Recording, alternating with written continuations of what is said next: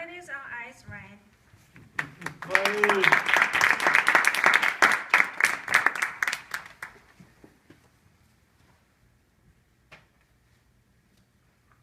I was in a coffee shop looking through the want ads when I read, Macy's Herald Square, the largest store in the world, has big opportunities for outgoing, fun-loving people of all shapes and sizes who want more than just a holiday job.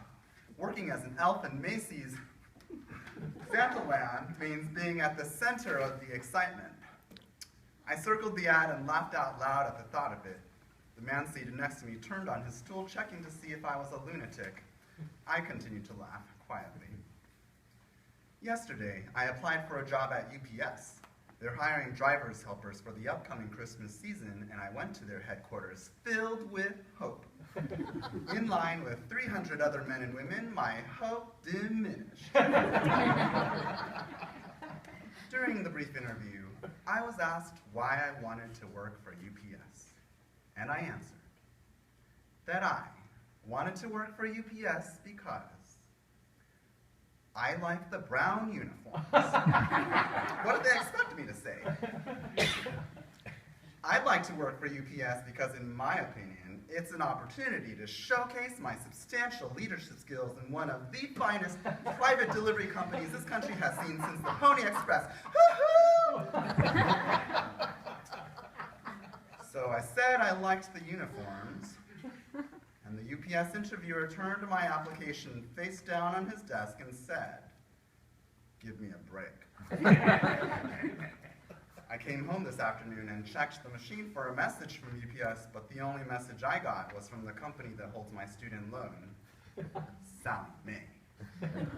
Sally Mae sounds like a naive and barefoot hillbilly girl, but in fact, they're a ruthless and aggressive conglomeration of bullies located in a tall brick building somewhere in Kansas. I placed it to be the tallest building in that state. And I have decided they hire their employees straight out of prison.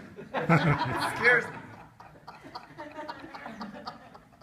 The woman at Macy's asked, "Would you be interested in full-time elf or evening and weekend elf?" I said, "Full-time elf. I have an appointment next Wednesday at noon." I'm a 30-year-old man applying for a job as an elf. I often see people on the streets dressed as objects and handing out leaflets. I tend to avoid leaflets, but it breaks my heart to see a grown man dressed as a taco. So if there is a costume involved, I tend not only to accept the leaflet, but to accept it graciously, saying, "Thank you so much," and thinking, "You poor pathetic SOB, I don't know what you have, but I hope I never catch it." This afternoon on Lexington Avenue, I accepted a leaflet from a man dressed as a camcorder.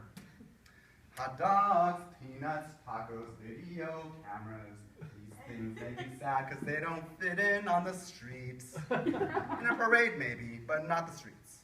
I figure that at least as an elf, I will have a place.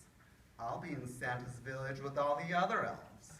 We will reside in a fluffy wonderland surrounded by candy canes and gingerbread shacks. It won't be quite as sad as standing on some street corner just as a French fry. I am trying to look on the bright side.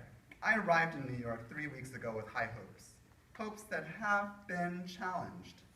In my imagination, I'd go straight from Penn Station to the offices of One Life to Live, where I would drop off my bags, poof, and spruce up, poof, before heading off for drinks with Cord Roberts and Victoria Buchanan, the show's greatest stars.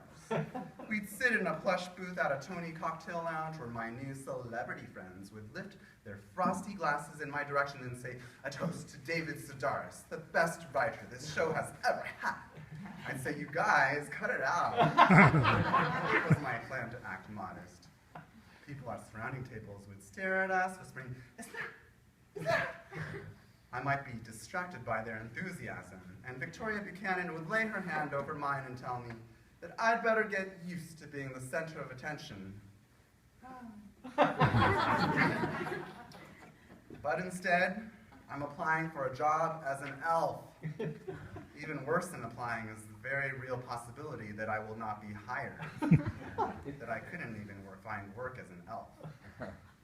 That's when you know you're a failure. This afternoon, I sat in the 8th floor Santaland office and was told, "Congratulations, Mr. Sedaris, you are an elf."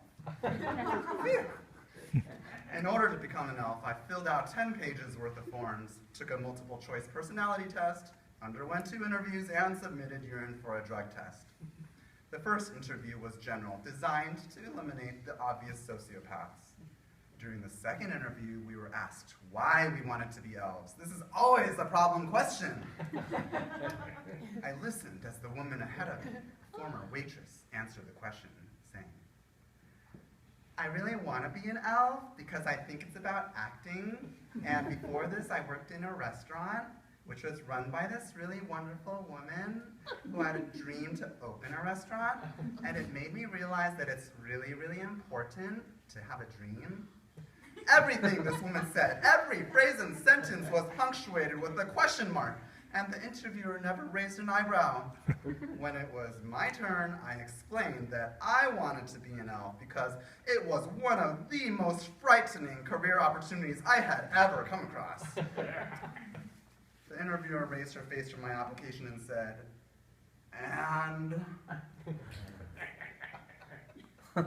I'm certain that I failed my drug test.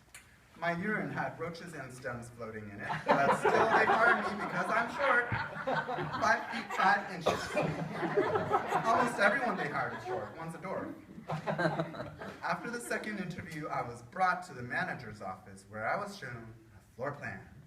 On a busy day, 22,000 people come to visit Santa, and I was told that it is an elf's lot to remain merry in the face of torment and adversity. I promise to keep that in mind.